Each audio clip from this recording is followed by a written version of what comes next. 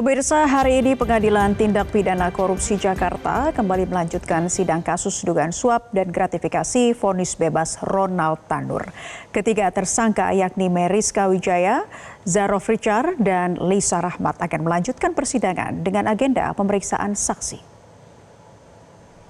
Sidang dimulai pukul 10.50 waktu Indonesia Barat dengan agenda pemeriksaan 10 orang saksi. 2 diantaranya merupakan anak dan suami dari terdakwa Lisa Rahmat. Diketahui dalam kasus ini, hakim telah menetapkan 3 tersangka, yakni Lisa Rahmat yang merupakan pengacara Ronald Tanur, Zarof Richard, mantan pejabat di Mahkamah Agung yang diduga menjadi perantara pemberi suap, dan Meriska Wijaya, ibunda Ronald Tanur yang diduga memberi suap kepada 3 hakim di Pengadilan Negeri Surabaya.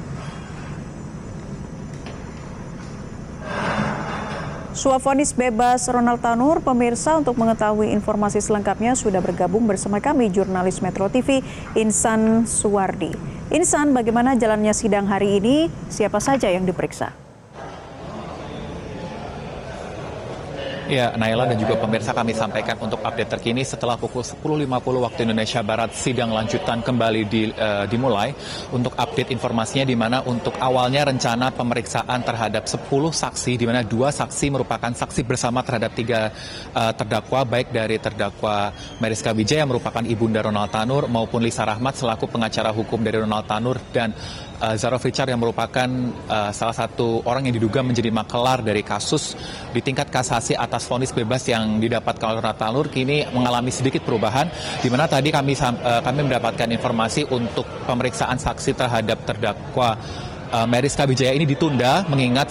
salah satu saksi yakni adalah suami dari Lisa Rahmat ini tidak bisa hadir dalam persidangan ini dikarenakan harus menjalani pengobatan di luar negeri, sehingga persidangan dari pagi sejak pukul 10.50 hingga kurang lebih beberapa menit yang lalu ini fokus untuk melakukan pemeriksaan terhadap terdakwa dari Zarof Richard yang diketahui merupakan makelar dari sejumlah kasus yang berada di kawasan Mahkamah Agung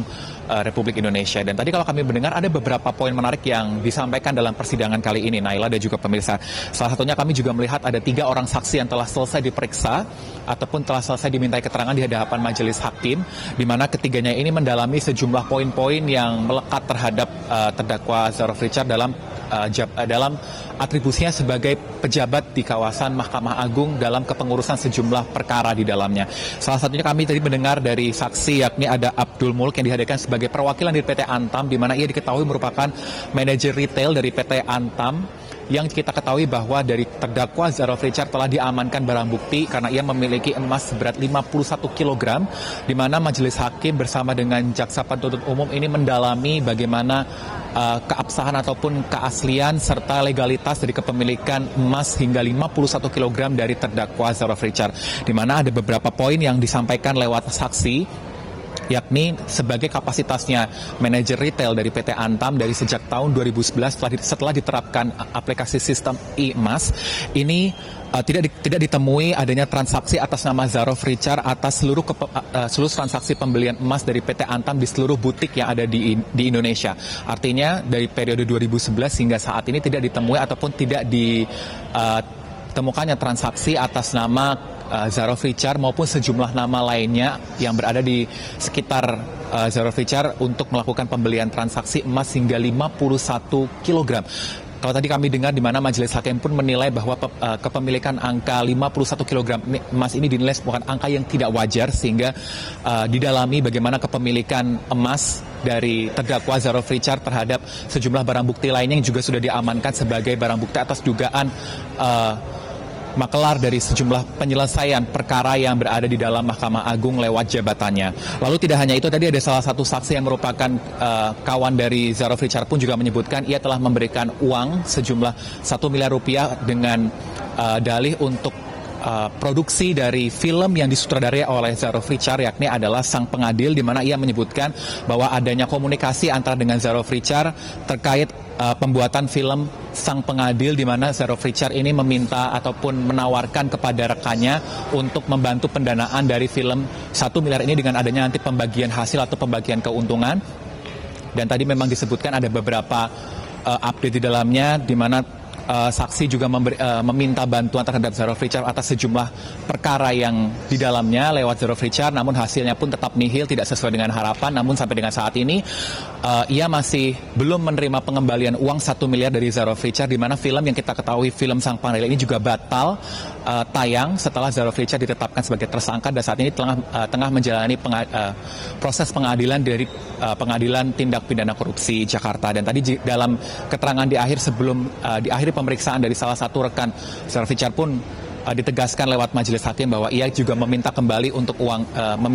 uangnya sejumlah 1 miliar dari Zero Richard atas film dari sang pengadil yang sampai dengan saat ini tidak tayang. Dan untuk update-nya memang saat ini untuk pemeriksaan terhadap terdakwa Zero Richard sudah selesai, 3 terdakwa sudah selesai diperiksa dan saat ini persidangan ditunda hingga pukul 14 waktu Indonesia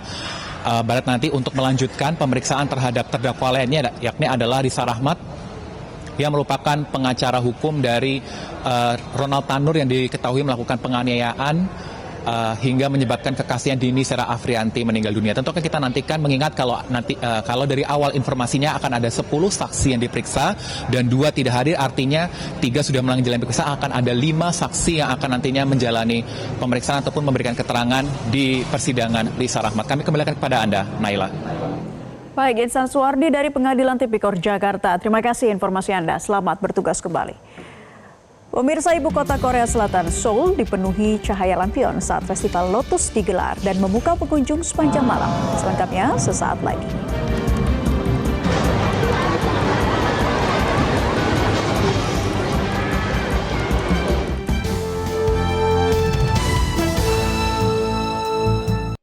Dunia terus berputar. Begitu banyak hal yang berakhir, namun banyak juga